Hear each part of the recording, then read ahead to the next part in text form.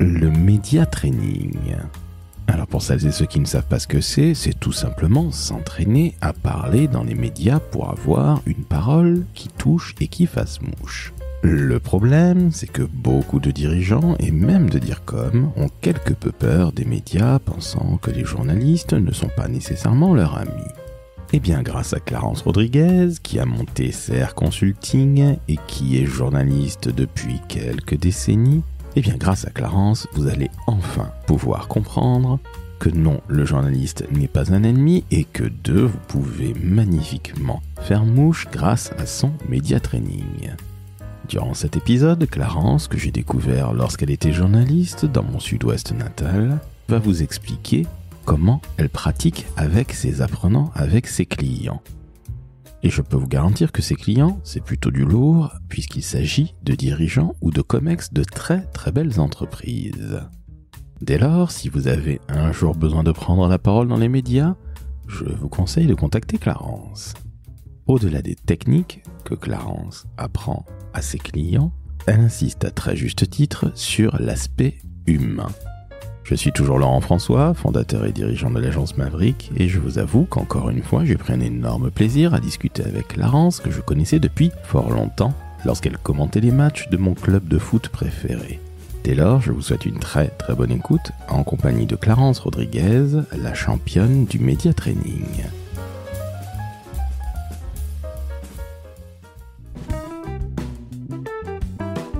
Le décodeur de la communication, un podcast de l'agence Maverick. Salut Clarence. Salut Laurent. Comment ça va ? Merveilleusement bien. Clarence, avant que l'on ne parle de média training avec toi, parce que tu es une journaliste dans l'âme depuis quelque temps, tu es avant tout une Toulousaine, une femme du Sud-Ouest, donc je te pose d'emblée la question la plus stratégique qui soit. Aujourd'hui, pour commencer notre épisode, quel temps fait-il dans ma belle ville rose qui m'a vu naître, la Toulouse, la Tolosa natale ? Eh bien écoute, la ville rose accepte le bleu azur, il fait un temps vraiment magnifique, un peu frisqué, mais le ciel est bleu comme en montagne en fait. Voilà, moi j'aime bien ce temps-là, il fait un peu frais, mais il y a du soleil. Et ça, c'est important. Eh bien, écoute, tu as bien la chance. À Paris, il pleut, il fait gris, mais il fait 14 ou 15 degrés. Bref, c'est un temps à se tirer une balle, mais fort heureusement, il ne fait pas froid. T'envoies de bonnes ondes alors. Je te remercie et des poutous de la place du Capitole. Alors, Clarence, avant qu'on rentre justement dans notre sujet, à savoir le média training, peux-tu te présenter en quelques mots ? Tu es une vraie journaliste. Tu deviens une communicante, tu resteras jusqu'à ton dernier souffle une journaliste. Je te laisse te présenter en quelques mots s'il te plaît parce que tu as une sacrée carrière. Donc si tu peux éviter de tout nous dire, mais en tout cas faire vite qu'on comprenne bien qui tu es parce que sinon on y resterait des heures. Non mais je vais éviter le catalogue en fait. Non mais c'est vrai que c'est un parcours un peu atypique. Donc tu l'as dit, je suis journaliste. J'ai longtemps, en fait, été journaliste sportive puisque je commentais les matchs de football du TFC, de rugby du Stade Toulousain sur les ondes de France Inter. Je suis également grand reporter. J'ai occupé des postes de rédactrice en chef à France Inter, France Info, France Culture et dernièrement donc à RTL. Et durant 12 ans, eh bien, j'ai assuré la correspondance pour de nombreux médias français et francophones. J'étais basée à Riyad, en Arabie Saoudite. J'étais la seule journaliste française accréditée permanente par le ministère saoudien de l'information. J'ai pu écrire 2 livres consacrés à la jeunesse saoudienne, mais également aux femmes, réaliser un documentaire de 52 minutes, à parole de saoudienne, qui a été diffusé dans l'émission Le Monde en face sur France 5. Et aujourd'hui, ben voilà, ça fait maintenant depuis 3 ans et demi, j'ai créé ma petite structure, CR Consulting, et je transmets tout ce que j'ai appris des étudiants en journalisme et communication, parce que j'interviens dans des écoles. Et également, j'interviens en tant que consultante, j'accompagne des dirigeants, managers, salariés en média training. Et je suis vraiment une passionnée, en fait, de tout ce que je fais, vraiment. Eh bien écoute, ça s'entend parfaitement et je te remercie pour cette présentation très courte. Alors non pas que je voulais que tu fasses court, mais tu as une carrière qui parle pour toi, qui a commencé dans les années 80 et tu l'as dit dans mon magnifique Toulouse natal où en effet, c'est comme ça que je t'ai connu. Tu commentais les matchs du TFC, le Toulouse Football Club. Donc vous voyez comme quoi, chères auditrices et auditeurs, on finit toujours par rencontrer les gens qu'on a entendus dans sa vie et qu'on a vu évidemment à la télé parce que tu es passé aussi sur France 2. J'ai vu que tu avais travaillé sur Thé et Café. Je ne savais absolument pas, c'est génial ça. Ah oui, oui, oui. Ah ben écoute, ça me fait énormément plaisir que tu me parles de cette émission, parce que d'abord, c'est une grande amie, Catherine Sellac, qui a animé pendant une vingtaine d'années cette émission. C'était un rendez-vous hebdomadaire le samedi matin. Elle recevait donc des personnalités de tout milieu. Et donc moi, j'étais la journaliste qui dressait le portrait de toutes ces personnalités. Donc j'ai rencontré beaucoup de personnalités du milieu culturel, politique, sportif.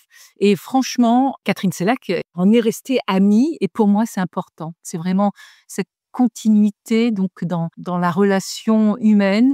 Voilà, on est journaliste certes, mais moi j'attache beaucoup, beaucoup d'importance à l'aspect humain, en fait.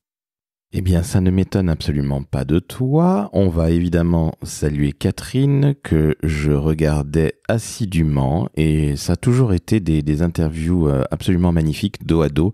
Je trouve que cette femme a un vrai côté humain, au-delà du côté professionnel et bien évidemment de journaliste qu'elle est, et de présentatrice, ne l'oublions pas. Mais on la salue évidemment, et je me permets de lui faire des gros poutous, non pas de Toulouse, mais de Paris. Que veux-tu? Il ne fait pas beau comme Elle va chez apprécier. toi. J'espère bien. Alors, est-ce que tu peux, s'il te plaît, nous définir le média training? Alors, peut-être qu'il y a certains qui ne comprennent pas ce que c'est. En 2 mots, Clarence, peux-tu nous dire ce que c'est que le média training? Le média training, en fait, s'adresse à toutes les personnes qui sont amenées à s'exprimer dans la presse, devant des journalistes, à répondre à une interview, entretien, questions posées par des journalistes radio, presse écrite, télé ou digitale. Et donc, c'est pour évoquer donc des sujets relatifs, bien sûr, à leur entreprise, à l'actualité qui anime donc leur société. Alors que nos auditrices et auditeurs comprennent bien, on ne parle pas de politique, on va uniquement parler de gens qui sont des dirigeants ou des comex d'entreprise. Donc ce ne sont pas des gens qui ont, entre guillemets, trop l'habitude. Et toi, tu vas justement les accoutumer à ces médias. Et en général, est-ce que tes clients, de prime abord, ont relativement peur des médias? Parce qu'il y a tu sais, toujours ce côté, le journaliste qui va fouiner, qui va regarder entre guillemets dans les poubelles. Tu sais, cette fausse image du journaliste finalement qui lui colle à la peau. Et j'imagine que certains de tes clients ont très très peur de ça, non? Alors c'est ça, en fait, d'emblée, les personnes que je forme donc au média training ont une appréhension bien souvent due à une méconnaissance donc de l'intervieweur qui est donc le journaliste. Parce que en fait, ce sont 2 mondes qui s'opposent, celui de l'entreprise et celui de la presse. Et c'est justement, moi je fais en sorte de les rapprocher et de mieux les préparer et de connaître davantage les journalistes en fait, tout simplement. Et alors, j'imagine qu'avec ton côté ultra professionnel, et j'allais presque dire ton côté maman, que tu es réellement dans la vie, je suppose que d'emblée, ces gens qui ne sont pas habitués aux médias, qui ne sont pas des rockstars, qui ne sont pas des politiques, bref, qui ne sont pas des gens qui ont l'habitude d'être dans l'œil, j'allais dire l'œil du cyclone, tu vois, j'ai tout dit, je me suis trahi, mais en tout cas dans l'œil des médias, j'imagine que tu dois d'emblée les rassurer par ton côté, oui, ton côté très, très humain. C'est capital, Laurent, capital, capital de les mettre à l'aise, de leur permettre de prendre confiance en eux.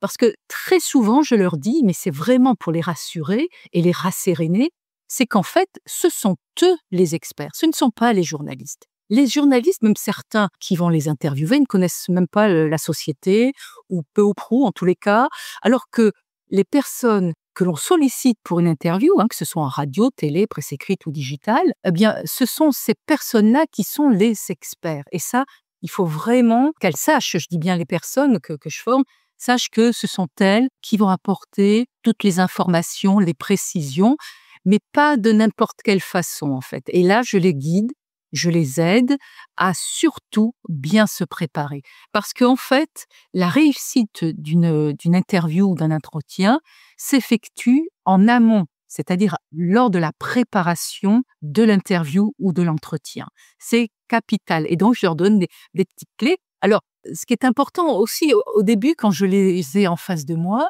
pour mieux, on va dire, s'apprivoiser, je leur demande quelles sont vos attentes de cette session. Qu'est-ce que vous attendez de moi? Et donc, on dresse une liste. Alors, certains vont dire, j'ai pas confiance en moi, j'ai peur du off. Je vais raconter ce que c'est que le off après, Laurent. Bien Mais sûr. je ne sais pas organiser mes idées, je ne sais pas organiser mes messages, etc., etc. Et pendant la session ou les sessions, parce que parfois c'est pendant 2 jours, eh bien, je les aide à mieux appréhender cet entretien. Quand on fait du média training, quand on est face aux médias, j'ai presque envie de te dire que lorsqu'on n'est pas un habitué ou une habituée, on se met quelque part à nu.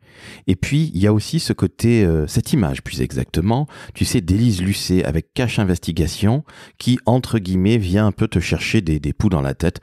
Bon, j'adore Élise Lucet, je trouve qu'elle est extrêmement rock'n'roll, cette femme, et soyons très très clairs avec nos auditrices et auditeurs, et même les gens qui vont t'entendre et qui peuvent potentiellement contacter CR Consulting, ton entreprise que tu as montée en juillet 2021, eh bien, attention, les médias ne sont pas que des gens qui vont chercher à vous déstabiliser. Donc, encore une fois, ce n'est pas un ennemi, le journaliste, je le répète et comprenez-le bien. Mais quand tu te mets à nu face aux médias, j'imagine que la confiance, elle doit être fondamentale. Quand des gens osent te dire « j'ai pas confiance en moi, je ne sais pas comment exprimer mes idées », tu deviens, je vais encore employer ce terme, mais tu deviens un peu leur confidente et presque leur maman, non, Clarence?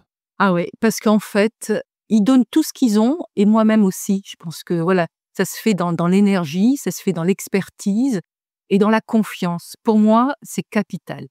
C'est capital en fait quand je disais tout à l'heure les rasséréner, les rassurer, c'est important de leur dire qu'effectivement, et tu l'as dit aussi, que tous les journalistes ne se présentent pas non plus comme on va dire des monstres entre guillemets, parce que c'est souvent ça, parce que c'est dû encore une fois, et j'insiste là-dessus, sur la méconnaissance du milieu journalistique.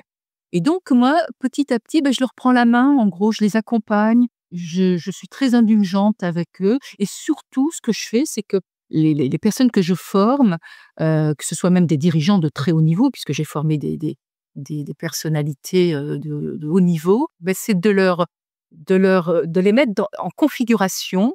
J'exerce beaucoup de comment dirais-je, d'exercices en binôme souvent. Alors quand c'est en binôme, parce qu'on est en groupe, ils sont en binôme, ils se filment sur un sujet donc auquel ils peuvent être également interviewés. Je les mets vraiment en configuration réelle d'interviewé et d'intervieweur. Et donc petit à petit, parce qu'après, ils se sont interviewés, je leur donne une durée, je leur dis, voilà, vous avez 30 minutes pour préparer cette interview sur un sujet, une thématique choisie par eux-mêmes d'ailleurs. Et ensuite, ils reviennent et on projette ça donc sur un écran. Et la critique s'effectue d'une façon collective. Et au fur et à mesure, après, voilà, on a parlé un petit peu des défauts, également de ce qu'il ne faut pas faire, de ce qu'il faut éviter, etc. Donc, ils se corrigent. Et ensuite, ils repartent encore pour un autre sujet. Et je répète, et je répète. En fait, je pilonne. C'est 100 fois sur le métier, remettez votre ouvrage. Et donc, on pilonne, on pilonne, on pilonne. Et vraiment, le fait de les mettre dans une configuration réelle d'intervieweur et d'interviewé, eh bien, en fait, voilà, ils gagnent en confiance.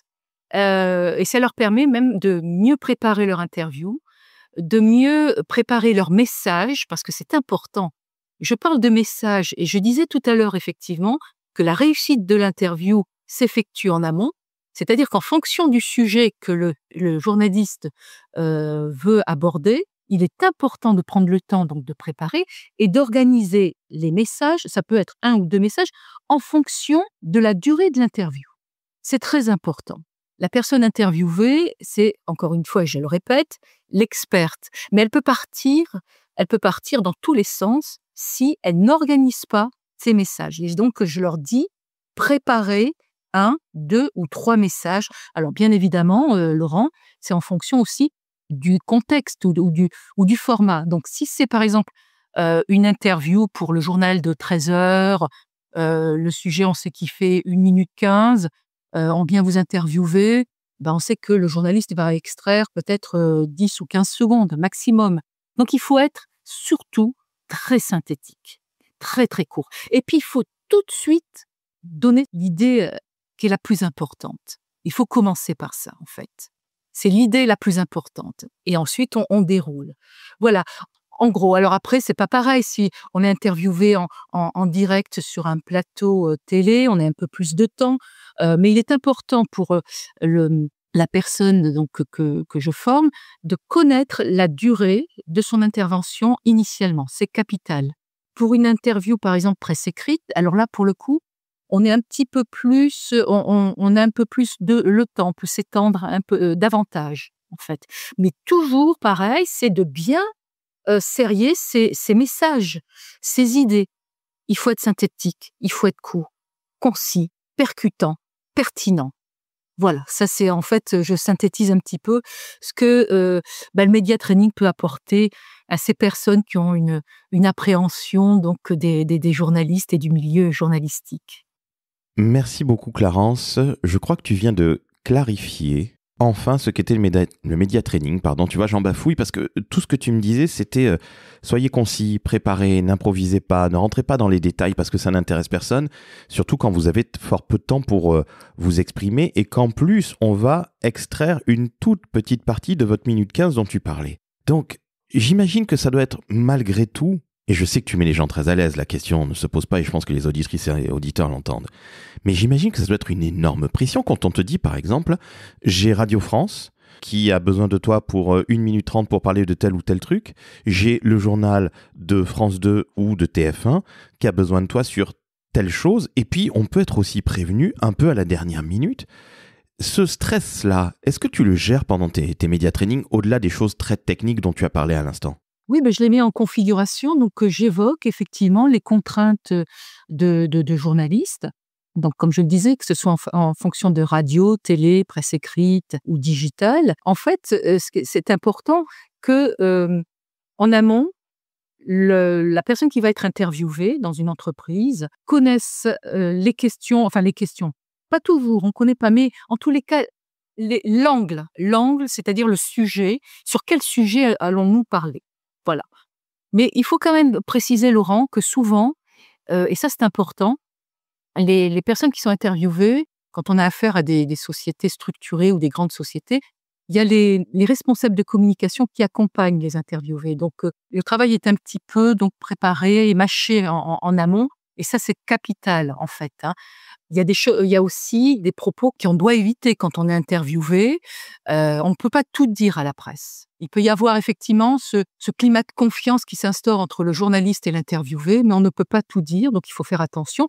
Et donc, le DIRCOM ou le responsable de communication qui accompagne l'interviewé est là pour dresser le drapeau rouge, quoi, en fait. Et parfois, c'est ce que je dis également aux personnes que je forme, ne vous précipitez pas, vous prenez le temps de préparer donc votre interview. Même si ça se fait durant un salon, etc., vous prétextez que vous avez des choses à faire et que vous ne refusez pas l'interview, loin de là, mais vous fixez un rendez-vous avec le journaliste, soit directement, soit par l'intermédiaire donc du DIRCOM, du responsable de presse de l'entreprise, en disant écoutez, demain je serai à même de répondre à toutes vos questions, et ça vous laisse du temps pour préparer donc votre interview et d'être vraiment à l'aise. En fait, le manque de confiance provient parfois d'interviews qui ne sont pas préparées. Et je le répète, tout se prépare. Tout se prépare, y compris l'improvisation. Mais l'improvisation se prépare en amont aussi. Un peu comme des musiciens de jazz finalement, qui improvisent comme Miles Davis, mais qui connaissent par cœur leur gamme et qui savent pertinemment où aller. En fait, c'est ça, finalement, l'improvisation n'existe pas réellement, même si elle peut, par moment, on peut, entre guillemets, diverger, digresser, c'est ça ? Ça se prépare, l'improvisation. Il faut bien préciser que quand on voit des personnes interviewées sur des plateaux télé, etc., alors il y a une part d'improvisation parce qu'on ne connaît jamais les questions, mais vous connaissez le thème de l'émission, donc ce qui vous permet de préparer en amont votre intervention. Tu parlais des DIRCOM ou des responsables communication ou des responsables presse que l'on va saluer parce que c'est un métier extrêmement difficile. Comment tu t'entends avec elles ou avec eux? En fait, en amont, c'est-à-dire que lorsqu'on prépare donc une session de média training, on aborde les sujets que, on va évoquer avec, l'interviewé. Donc souvent, enfin, les personnes que j'interviewe ou que je forme, c'est souvent des personnes qui sont dans les comex, de grosses entreprises. Ça peut être également des directeurs de grandes sociétés aussi, et donc tout est calibré. On aborde tel sujet, mais moi je m'entends plutôt bien parce qu'en fait, si, il y a des sessions de média training, c'est parce qu'il y a une demande. Il y a une demande de la société. Il y a une demande également de la personne, on va dire l'apprenant en fait, et donc ça se fait d'une façon, limpide, claire.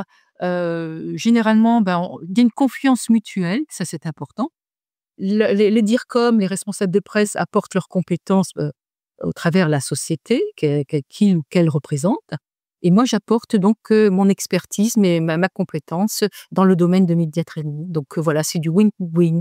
Et en fait, tout se passe conjointement et du mieux possible. Et pourquoi je t'ai posé cette question? Tout simplement parce que tu as énormément de communicants qui ont très très peur des journalistes. On est dans le décodeur de la communication. Tu es une journaliste depuis toujours, j'ai envie de te dire. Tu deviens communicante. Ton expertise, tu l'apportes à des communicants et à des non-communicants entre guillemets professionnels, à savoir des gens du COMEX. Et je veux rappeler encore une fois aux auditeurs et auditrices du décodeur que non, le journaliste, les médias en général ne sont pas des ennemis. Pas du tout. C'est pas la peine d'en faire des amis, même si évidemment il peut se passer de très belles choses à terme, bien sûr. Et tu disais qu'il fallait pas tout dire aux médias, mais comprenez bien que au-delà de ce fait, ce ne sont pas des ennemis. Donc arrêtons d'avoir toutes et tous peur des journalistes. Tout le monde n'est pas un pitbull. Voilà, je le dis tout simplement. Et puis le journaliste vient chercher une information. C'est à vous de la restituer. Et heureusement, Clarence, que tu es là pour éviter peut-être que certains fassent des tunnels comme je suis en train de le faire à l'instant. Non, c'est très, très intéressant et c'est passionnant de le rappeler. Effectivement, on a toujours, et encore aujourd'hui, opposé le journaliste au communicant. Et moi justement, je suis quand même la preuve, vivante que on peut, être journaliste et communicante en ce qui me concerne, et chacun apporte en fait son expertise. C'est ça, moi j'aime beaucoup en fait, et ça c'est peut-être ça vient de ma culture sportive, j'aime bien le travail d'équipe en fait, et en fait qu'il y a une collaboration, que ce soit les communicants ou les journalistes. Alors, attention, je ne vais pas non plus dire qu'on est dans le pays de oui-oui. Vous avez des journalistes compétents, voire très compétents, et puis il y a également des journalistes qui vont chercher la petite bête. Eh bien, ceux qui cherchent la petite bête, donc chez les interviewés, eh bien, je prépare les communicants ou même les personnes dont c'est pas forcément comment dirais-je, Le métier. qui n'ont pas l'opportunité de s'exprimer donc devant la presse, etc. Eh bien, je les aide à préparer ces interviews face à des pitbulls, à des journalistes urticants. Je pense que c'est important aussi de présenter aux apprenants que je forme, ben oui, il existe aussi des journalistes qui vont chercher la petite bête. Et en fait, on en revient également à ce que je disais initialement, c'est que mieux vous êtes préparé en amont, mieux sera votre interview, à la fin, quoi, en fait, c'est ça. C'est surtout bien préparer votre entretien. Comment on se comporte face à un journaliste qui cherche entre guillemets la petite bête, un peu urticant, un peu pitbull? Si tu donnais un ou deux conseils sans pour autant dévoiler ce qu'il y a dans ta formation, évidemment, mais qu'est-ce que tu donnes comme conseil à tes apprenants? En fait, c'est de ne pas refuser de répondre, c'est de garder toujours, le contrôle de l'interview. Parce qu'encore une fois, n'inversons pas les rôles. L'expert, c'est celui qui est interviewé et non pas l'intervieweur. Ça, c'est quand même important. Donc, ne jamais s'énerver et non pas conduire non plus le journaliste. Il faut rester dans des termes polis, en disant écoutez, c'est pas que je refuse de répondre à votre question, mais si vous voulez bien, je peux vous répondre demain, il n'y a pas de souci. Mais surtout, garder le contrôle de l'interview. Ne pas s'énerver, être vraiment dans la conduite de l'interview, de la maîtrise de l'interview. Ça, c'est important, parce que je le répète, l'expert, c'est l'interviewé, et non pas l'intervieweur qui est le journaliste qui ne connaît souvent pas du tout le sujet en détail. Merci encore une fois de rappeler que celui ou celle qui sait, c'est justement la personne qui est interviewée. Donc ça va être par exemple, alors je vais citer certains de tes clients, si tu m'y autorises évidemment, Clarence. Oui, bien sûr, Laurent. Donc tu as formé le COMEX d'IBM, les ascenseurs Otis, France Travail, que l'on connaît évidemment, la direction de Nespresso, What else? Tu n'as pas eu Georges Clooney, hein, si je dis pas de bêtises. Ah, dommage, ouais, j'ai fait une demande, mais bon, j'attends. J'espère que 2025 va peut-être me donner. Georges, si tu nous entends, je sais qu'Amal, ta femme, parle français parce qu'elle est libanaise. Donc on ne sait jamais si tu pouvais faire plaisir à Clarence. Et je pense que chez Nespresso, tout le monde serait ravi que Georges vienne passer une tête. Mais au-delà de la blague, donc tu as formé des gens de très très haut niveau, encore une fois, je le répète, qui ne sont pas nécessairement habitués à parler dans les médias. Ce ne sont pas ni des sportifs, ni des rockstars, ni des acteurs comme Georges, dont on vient de parler. Mais justement, tu nous dis garder la maîtrise de l'interview. Sincèrement, Clarence, c'est chaud, c'est difficile. Tu trouves pas? Toi, c'est ton métier depuis 40 ans, mais sincèrement, waouh! Oui, mais étant donné que moi je suis de l'autre côté, comme ma carrière est donc journalistique, je connais les attentes des journalistes. Donc cette expérience et cette expertise, je la transmets à toutes celles et ceux qui appréhendent l'interview. Donc je sais que c'est pas facile pour elles ou pour eux. Donc mon rôle est vraiment de les mettre dans les meilleures conditions, de leur donner toutes les clés. C'est de préparer l'interview, c'est de préparer les messages, c'est de faire attention également, et ça on l'a pas encore évoqué, mais c'est tout ce qui est communication non verbale, la posture, la voix, le regard, éviter donc tout ce qui peut être polluant, je veux dire, dans les bruits. Vous savez, quand on est sur un plateau, on oublie d'enlever les bracelets pour les femmes, etc. Tout ce qui viendrait nuire ou perturber une interview. Donc c'est important. Et moi, je les prépare, parce que le but, pour moi, suprême, je dis bien, c'est d'aider ces apprenants, ces personnes à sortir de cette appréhension, de les mettre dans les meilleures conditions possibles. Et je pense à tout quand je les ai en face de moi, et surtout quand je les ai en groupe, j'arrive à percevoir la personnalité. Il y a des personnes qui sont émotives et qui pourtant sont d'excellents communicants ou d'excellentes personnes, ou professionnels dans leur domaine. Mais je perçois, et ça ne s'apprend pas, Laurent. Moi, je ressens les choses et je ressens donc certaines personnalités. Donc, je peux avoir un groupe d'une dizaine, quinzaine de personnes et je vais parler à chacune d'entre elles. Et je ne vais pas aborder les mêmes propos à l'un et à l'autre, quand bien même on est dans une session collective. Mais c'est important que chaque personne qui fait partie de ce groupe se sente concernée personnellement. Voilà. Je parle pas du one-to-one formé par exemple les responsables des sociétés que tu as énumérées tout à l'heure, mais voilà, je pense que c'est important de leur prendre la main, de les écouter et de les accompagner jusqu'à la réalisation, la bonne réalisation donc de cette interview. Alors toi qui es une grande sportive qui vient du sport à la base, puisque en 82 tu commences dans le sport, et on va saluer évidemment Didier Roustan au passage, avec lequel tu as travaillé à Téléfoot. C'est entre autres aussi comme ça que j'étais enfin vu après t'avoir entendu et t'avoir lu dans mon Sud-Ouest natal à la Dépêche du Midi de Toulouse. Exact. Mais on salue évidemment la mémoire de Didier Roustan. Qui nous manque tant, parce que c'était un homme qui savait magnifiquement bien parler de football et de plein d'autres choses. C'était un homme absolument sensationnel. Mais je reviens à celle que tu es. Tu as ce côté coach Clarence, en fait. J'ai l'impression que c'est ça. C'est que au-delà de toute la technique que tu maîtrises, c'est que l'humain est fondamental pour toi, Clarence, et que tu sais dire exactement les bons mots à tous tes apprenants, y compris lorsque tu les prends séparément, lorsqu'ils sont en groupe. Est-ce que je me trompe, sincèrement ? Ça me touche énormément, parce que pour moi, l'aspect humain l'investissement personnel, énergétique, je vais dire. Enfin, tu vois, je suis un peu, je suis assez, je suis émue parce que ça me touche, parce que je pense que sans cet investissement personnel, on ne peut pas persuader les personnes que l'on a en face. Il faut tenir compte vraiment de l'aspect humain.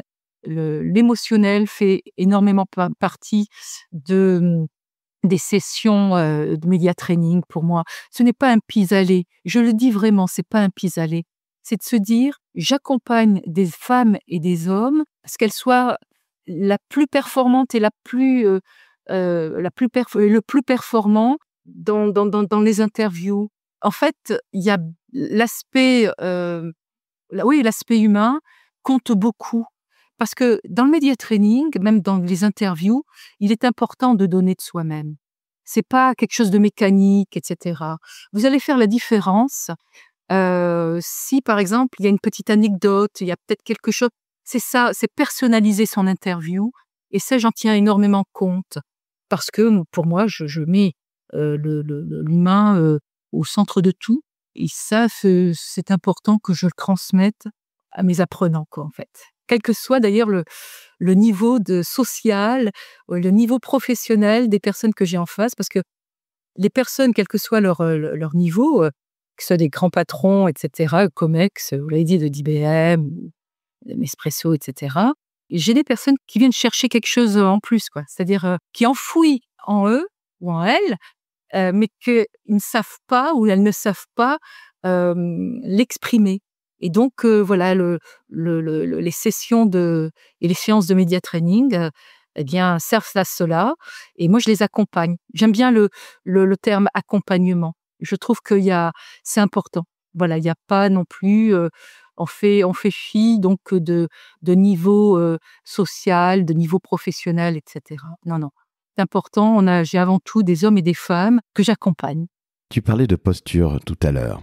La posture, à mon avis, est très importante. Alors, au-delà des bruits parasites, tu disais des colliers ou des bagues, etc. Oui, en effet, ça peut être extrêmement pénible, mais ça, c'est facile à enlever tout simplement. Mais la posture, selon toi, est-ce que ça dépend du média que tu as face à toi? J'imagine que lorsque tu es, par exemple, en télé, il vaut mieux être plutôt présentable. Bon, ça, c'est assez basique, mais quelle posture on doit avoir? Ça dépend certainement du sujet, j'imagine. J'imagine qu'un sujet lourd, un sujet de crise, pour pouvoir dire les choses très clairement, on n'est pas là pour sourire et peut-être être le plus sympathique du coin. Je me trompe, Clarence? Je ne sais pas du tout comment ça se passe, hein. En fait, il y a plusieurs postures en fonction de l'intervieweur, en fait. C'est soit si on est, par exemple, sur un plateau, télé, en direct, et qu'on est interviewé, on se doit de regarder droit dans les yeux, la personne qui vous interviewe. Ça, c'est important.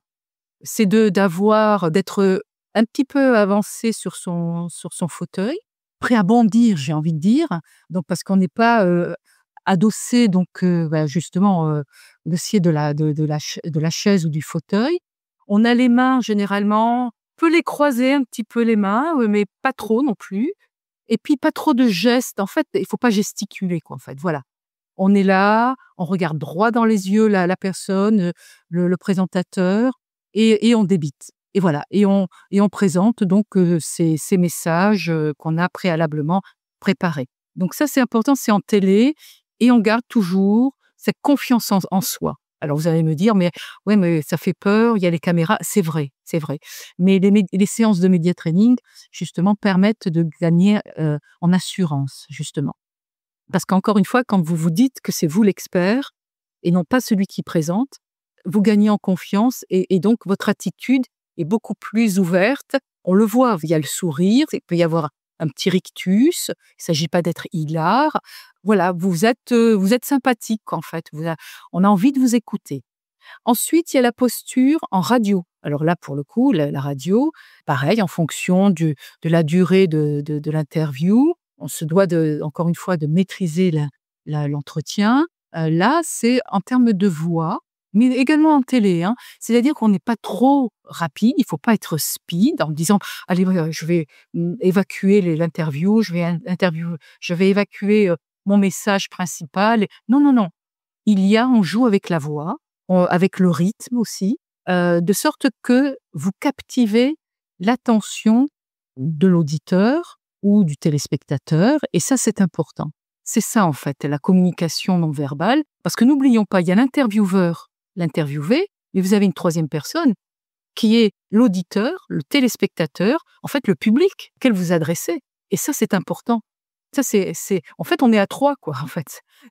L'entretien, c'est avec un journaliste, mais qui met en scène trois acteurs, en fait. Vous voyez, le journaliste, l'interviewé, l'internaute, le lecteur, l'auditeur ou le téléspectateur.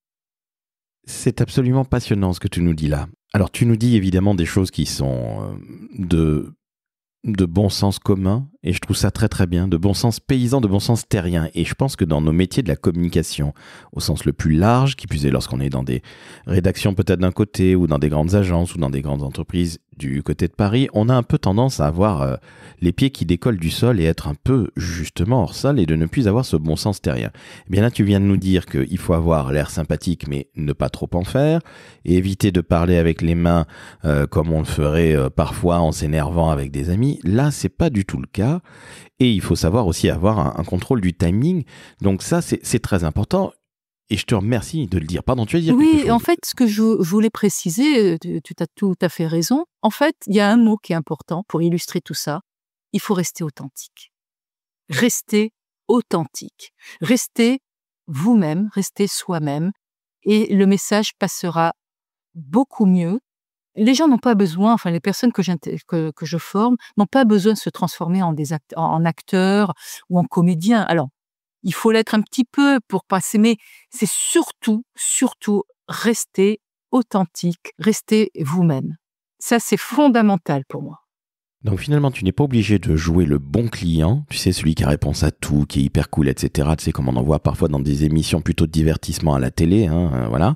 Tu restes avant tout authentique avec ta personnalité. Parfois, on est sur des sujets un petit peu graves aussi, donc c'est pas la peine d'essayer de raconter des blagues. Je force évidemment le trait, mais j'allais te poser une question justement vis-à-vis de l'authenticité, plutôt de la personnalité.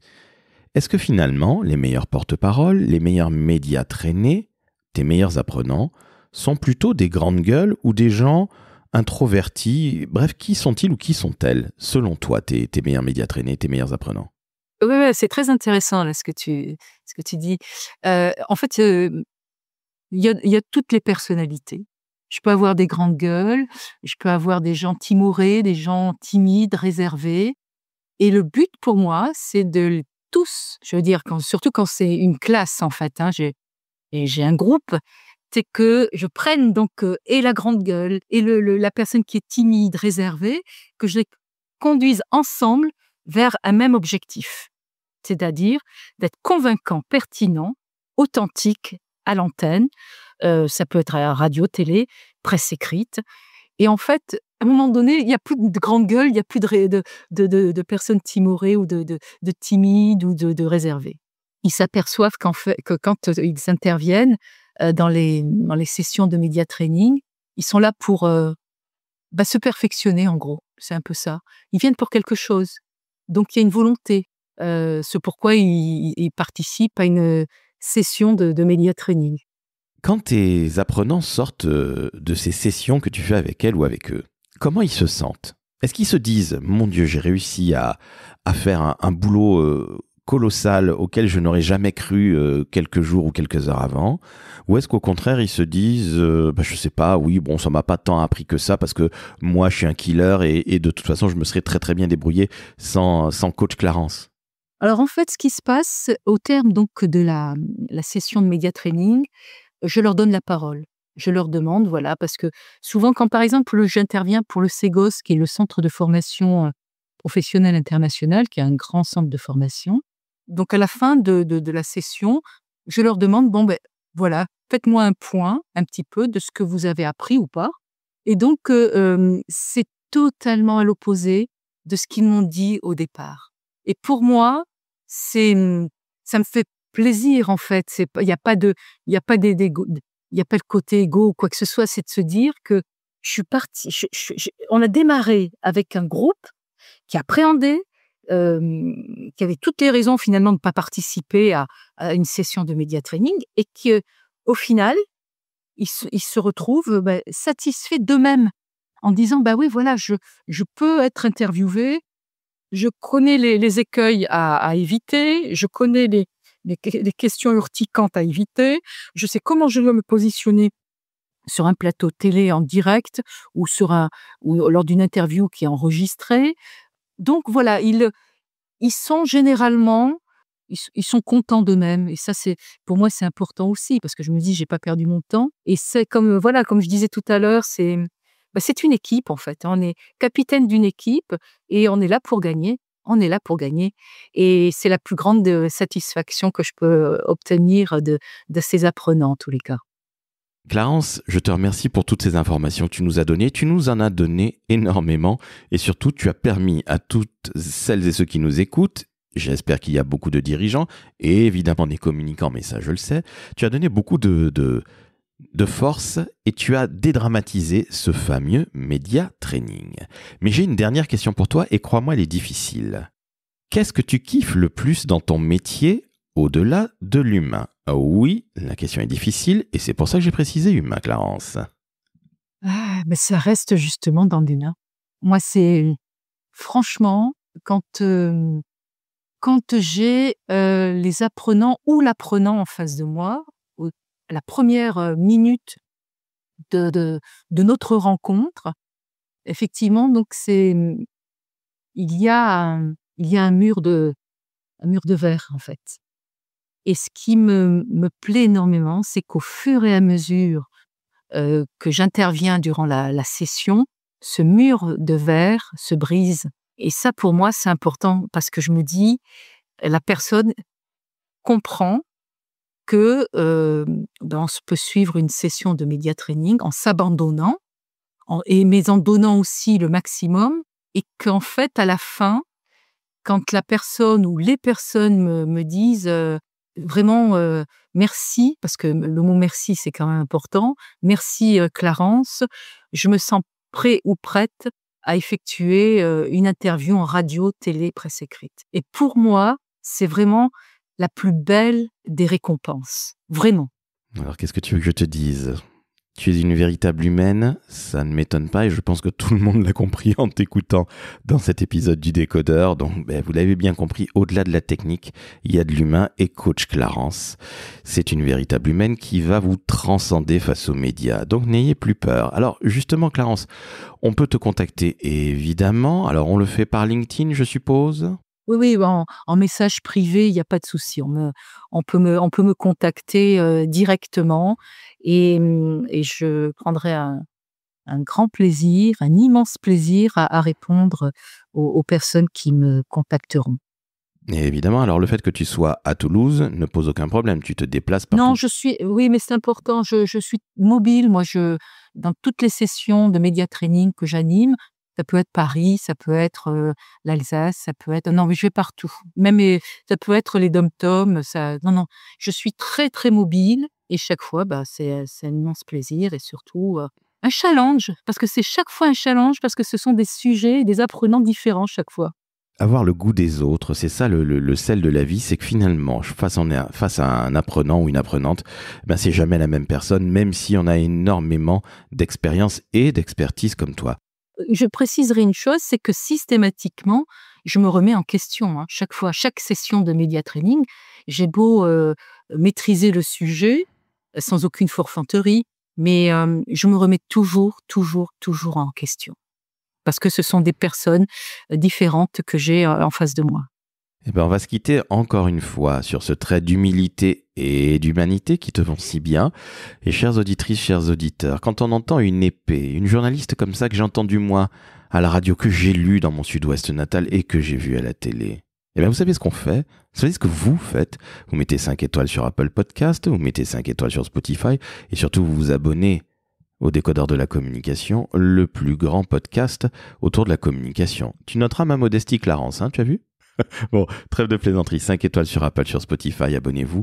Et Clarence, évidemment, tu reviens quand tu veux dans le Décodeur de la communication. N'oubliez pas de contacter Clarence Rodriguez avec un Z sur LinkedIn. Et puis, on va faire un petit coucou à un certain Olivier Simelière que toi et moi connaissons.